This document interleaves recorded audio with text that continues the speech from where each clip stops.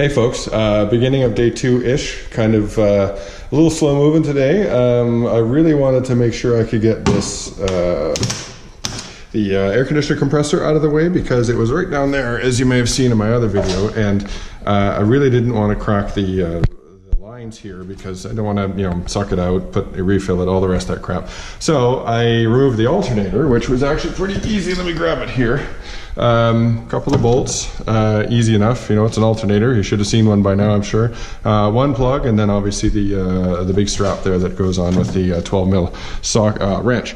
To get at it though, I really wanted to have lots of clearance, and it's almost like they must have put it in that way because once I moved that, and then I took the head off the water pump, which is here. Let me show you that. It was also pretty easy to come off. Just the bolts there, and then I took the pulley off, which took a little bit of massaging because it was it fits pretty tight around the hub there, so it took a little bit of wiggling, but I'd turn it and pry it and turn it and pry it, and then it came off without too much trouble. So now I got a lot more room there, and of course I could pull out the alternator.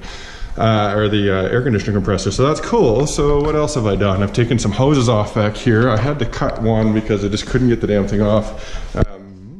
Let's see, this one here, I've destroyed that clamp and I still couldn't get it off, and then that's the heater hose. Obviously you can see the coolant dripping out of it, so I just cut it with an X-Acto knife, and I'll get another heater hose when it comes time to put this thing on. What else have I done? I crawled underneath the car to yank the fuel line, but of course a ton of fuel came out, so I need to I want to make sure that it's not going to sit there and drip out the tank and have my garage blow up, so I have to figure that out. So I'm going to go inside and do that, and come back out here, and then I'm on to removing the frame bolts, the subframe bolt. I don't know what happened there. So I'll be on the onto removing the subframe bolts down there to see what else. And then actually, of course, I need to do this too. In order to take that subframe, you can see here-ish, that's the lower control arm.